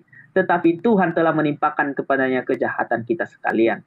Nah, saya akan melenceng sedikit tadi bahwa diremukkan di situ sebenarnya di dalam bahasa Ibrani itu bahasa aslinya itu adalah dipelesetkan sebenarnya, bukan diremukkan. Oh, jadi salah, diremukkan salah. Iya, dipelesetkan itu. Jadi diremukkan salah ya, ditarik ya. Iya, dipelesetkan. Jadi Yesus nggak jadi remuk ya di situ ya. Iya, dipelesetkan kok dalam bahasa Ibrani, bahasa aslinya. Iya, artinya Yesus di situ nggak jadi diremukkan. Iya, dipelesetkan kok, dipelesetkan. Iya, jadi Yesus terpeleset, nggak remuk ya. Iya, bahasa aslinya itu Fehu mehola mi pesainu. Itu dia bahasa apa itu? Karena pelanggaran kita. Oke, lanjut. Udah lanjut. Seperti diinjak karena kejahatan kita. Ya udah lanjut. Udah ditarik, artinya Yesus nggak jadi remuk, terpeleset dia. Lanjut, udah, lanjut. Oke, udah. Lanjut aja. Oke, selesai ya. Bohong itu Bang Handi, bohong. Gak apa-apa, biar. Original teksnya itu enggak seperti itu. Oke, sebelum ke Bang Juma, di sini ada Tuhan Yahweh melimpahkan kejahatan kepada Tuhan Yesus. Anda yakin seperti itu? Yakin. Semua orang Kristen juga yakin kok, bukan cuma saya. Oke, berarti ada Tuhan menimpahkan kejahatan kepada Tuhan. Berarti ada dua Tuhan, betul? Iya, kan Tuhan kami Tritunggal. Oke, iya, ada dua Tuhan, Bang Juma. Silakan Bang Juma, ada dua Tuhan. Inilah ajaran 1 Korintus 4 nomor 10 gitu ya. Jadi gini, Bung. Kita sekalian sesat seperti domba. Masing-masing kita mengambil jalannya sendiri. Tetapi Tuhan telah menimpakan kepadanya kejahatan kita sekalian. Tadi kan saya sudah membacakan kepada saudara bagaimana imamat 4 itu. Ya, dengarkan saya bacakan imamat 4. Imamat 4 dijelaskan di dalam kitabnya orang Yahudi ya. Jika seorang Israel atau semua orang Israel, di data nomor 13-14. Jikalau yang berbuat dosa dengan tak sengaja itu segenap seluruh umat Israel dan jemaah tidak menyadarinya, sehingga mereka melakukan salah satu hal yang dilarang Tuhan, maka mereka bersalah. Maka apabila dosa yang diperbuat mereka itu ketahuan, haruslah jemaah itu mempersembahkan seekor lembu jantan yang muda sebagai korban penghapus dosa. Lembu itu harus dibawa mereka ke depan kemah pertemuan. Lalu para tua-tua umat itu harus meletakkan tangan mereka di atas kepala lembu jantan itu di hadapan Tuhan. Dan lembu itu harus disembelih di hadapan Tuhan. Oke? Untuk apa? Untuk kemudian menghapuskan dosa seluruh Bani Israel. Jadi tidak mungkin kemudian Tuhan menimpahkan kesalahan seseorang Kristen, semua Kristen, kepada orang lain. Tidak mungkin. Karena tadi saya sudah mengatakan Tuhan murka. Orang yang berbuat dosa itu yang harus mati. Orang Kristen ini yang harus mampus. Karena dia yang berdosa. Anak tidak akan tanggung dosa orang lain, ayahnya. Ayah tidak akan turut menanggung kesalahan anaknya. Orang benar akan menerima berkat kebenarannya. Orang fasik akan menerima kefasikannya. Ini data Yehezkiel 18. Kok tiba-tiba Tuhan menjadikan dosa-dosa Kristen, makan babi, tidak bersunat, semua pelanggaran dilakukan, ditanggung oleh manusia, anak Maria. Ini konsep dari mana jilat-jilat kitabnya orang Yahudi? Mau membodoh-bodohi orang. Tuhan sendiri telah menimpakan kepadanya kejahatan kita sekalian. Loh, kejahatan Bani Israel itu ditimpakan kepada siapa? Lembu jantan, tuyul. Bukan kepada anak manusia. Anak manusia itu ajaran Dewa Molok. Sedangkan di dalam Imamat 18 nomor 21, janganlah kau serahkan seorang dari anak-anakmu untuk dipersembahkan kepada Molok, supaya jangan engkau melanggar kekudusan nama Allah. Kok tiba-tiba justru Tuhan Allah menimpakan kejahatan kepada Yesus untuk dosa-dosa Kristen. Laknatullah. Mana mungkin, tidak rasional, gak nyambung. Tuhan marah. Dikatakan dalam Imamat 20 nomor 3. Aku sendiri yang akan menentang orang itu dan akan melenyapkan dia dari tengah-tengah bangsanya karena ia menyerahkan seorang dari anak manusia kepada Dewa Molok. Tiba-tiba Tuhan sendiri yang mengambil anak Maria kemudian. Lalu Kristen dengan konyolnya mengatakan yang mempersembahkan Yesus adalah Tuhan. Yesus sendiri juga adalah Tuhan. Tuyul. Lanjut Bang Handi. Oke, baik. Kita lanjut ya. Lu dengerin baik-baik nih. Nomor 7 nih. Ya. Sampai lu puas nih habisin Yesaya 53 nih. Dia dianiaya, tetapi dia membiarkan diri tertindas dan tidak membuka mulutnya. Seperti anak domba yang dibawa ke pembantaian, seperti induk domba yang keluh di depan orang-orang yang menggunting bulunya, ia tidak membuka mulutnya. Sekarang Anda jelaskan, bro. Apakah Yesus menutup mulut waktu disalib? Silakan. Puji Tuhan, haleluya. Dia dianiaya, tetapi dia membiarkan dirinya ditindas. Ini memang terjadi. Dia waktu Yesus disalib itu, waktu Yesus dipukul itu, dia membiarkan dirinya dipukul, ditindas. Dia membiarkan dirinya sampai pada hari terakhirnya. Dia tidak membantah kalau dia di sini dikatakan ia tidak membuka mulutnya. Ia tidak membuka mulutnya di sini adalah maksudnya apa? Dia tidak membantah. Dia tidak membantah kepada orang Israel waktu dia dipukul, dihina, dikeroyok. Dia tidak membantah. Tidak ada Yesus membantah. Dia seperti anak domba yang dibawa ke pembantaian. Ini seperti anak domba. Nah, kenapa di sini? Inilah dia ayat nubuatnya bahwa Yesus itu adalah seperti anak domba. Makanya tadi kalau Bang Zuma bahas-bahas imamat itu tentang anak domba, sebenarnya salah sih Bang Zuma. Pada waktu itu orang miskin itu kalau berdosa itu memotong merpati untuk mempersembahkan darahnya kepada Tuhan. Bagus. Merpati kok. Jangan kira saya tidak paham. Saya ini sudah baca Kejadian sampai Wahyu. Cuman saya bukan seperti orang Muslim yang menghafal. Saya tidak menghafal. Kalau saya menghafal itu semua tentunya saya tidak sampai Wahyu dong berapa kali itu, sampai 4 sampai 5 kali. Jadi di situ yang disembelih itu adalah merpati bagi orang miskin. Bagi orang sederhana pada waktu itu adalah kambing domba. Bagi orang kaya pada waktu itu adalah sapi lembu. Baru tadi yang dikatakan Bang Zuma itu kalau per kelompok juga adalah lembu dan sapi. Itu benar itu. Jangan kira saya tidak tahu. Justru dari situlah.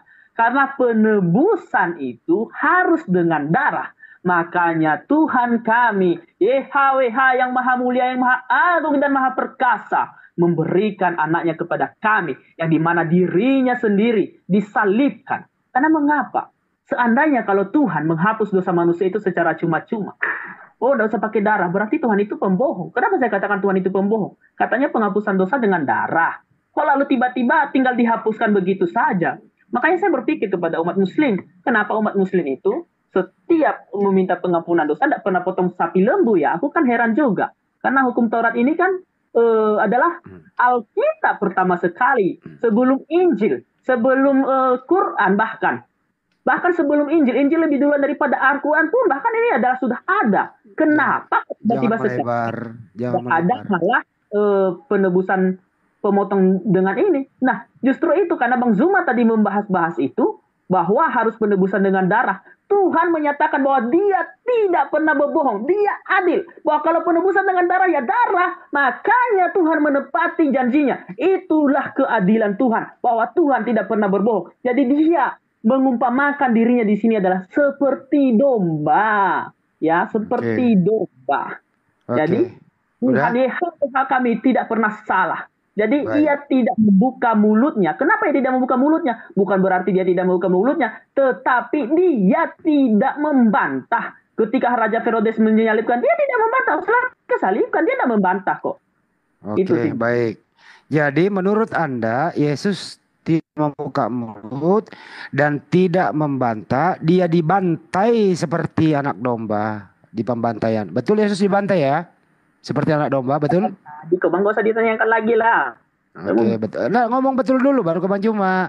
Artinya Tuhan Anda itu dibantai seperti, dengerin dulu, dengerin. Iya. Dengerin dong moderator. Nanti habis ini baru Anda ngomong lagi sekali baru ke Bang Juma. Dengerin dulu. Berarti Anda setuju Tuhan Anda itu tidak membuka mulutnya, dia dibantai seperti binatang. Betul apa betul? Iya. Oke, betul. Oke, diam. Silakan Banyumak, Tuhan dibantai seperti binatang. Silakan Banyumak. Padahal dikatakan inilah anakku yang kukasihi. Bagaimana mungkin anak dikasihi diserahkan untuk dibantai? Dasar. Sekarang tadi Anda melakukan kebohongan di dalam Yesaya 53 nomor 5 dengan mengatakan original teksnya bukan kata diremukkan di situ. Itulah tabiat kalian, pendusta, penipu dan penyesat. Yang ada di sana itu kata daka. Daka itu artinya meremukkan atau remuk atau hancur lebur. Diremukkan, diinjak-injak, dipijak-pijak. Itu yang dimaksud daka. Original teksnya begitu, manuskrip tertuanya itu mengatakan itu. Jangan kau berdusta di sini. Kemudian jika Anda mengambil data nomor 7, dia dianiaya, tetapi ia membiarkan dirinya ditindas. Bagaimana Anda mengatakan dirinya ditindas? Di dalam Matius 26, Yesus berkata dengan lantang, "Sang kamu aku ini perampok apa? Maka kamu datang nangkap dengan pedang dan pentungan untuk menangkap aku. Padahal tiap-tiap hari aku duduk mengajar di bait Allah dan kamu tidak menangkap aku." Katanya diam, membiarkan dirinya ditindas dan tidak membuka mulutnya. Baru mau ditangkap aja udah teriak. Sedangkan ketika kemudian dia ditampar di Yohanes 18 nomor 23, Yesus berkata, "Jikalau kataku itu salah, tunjukkan mana salahku. Tetapi jikalau kataku itu benar, mengapa engkau menampar aku?" Dasar tuyul penipu. Lalu dikatakan ia tidak membuka mulutnya. Lalu yang teriak-teriak itu, "Eli, Eli, kenapa kamu lama sekali?" Eli, Eli, kenapa lama sabaktani? Itu siapa yang teriak itu? Siapa yang teriak? Banyak cerita, pendusta. Yesus itu protes di dalam Matius 26. Protes kepada orang-orang yang ingin menangkapnya. Yesus merasa heran kenapa beliau ditangkap. Sementara beliau tidak pernah melakukan kejahatan. Pekerjaan beliau hanya mengajar di bait Tuhan, bait suci. Lalu kenapa kemudian ditangkap seperti teroris? Kenapa ditangkap sebagai penjahat? Kenapa ditangkap sebagai perampok? Renungkan itu. Ini nubuatan tidak cocok dengan Tuhan kau itu yang kau persembahkan kepada dewa Molok. Asal-asal aja ambil kitabnya orang.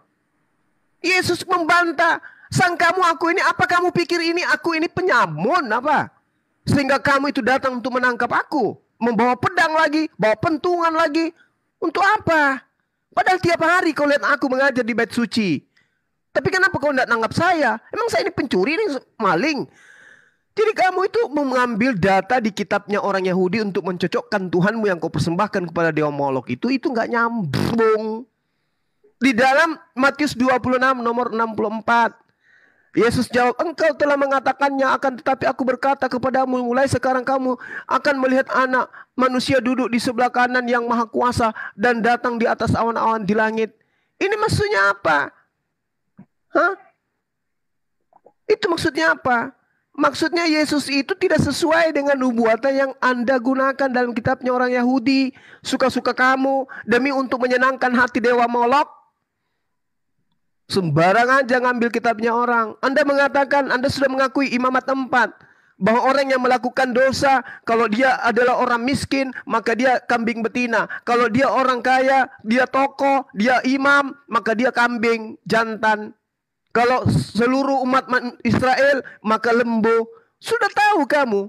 Sudah tahu ada perjanjian Tuhan dengan Bani Israel dengan darah. Tapi darah yang dimaksud bukan darah manusia, tuyul. Darah hewan. Sudah tahu kambing, lembu, domba, masih juga manusia yang disuguhkan. Emang kau pikir Hasem itu Tuhan pencipta langit dan bumi ini dewa? Dewa Molok apa?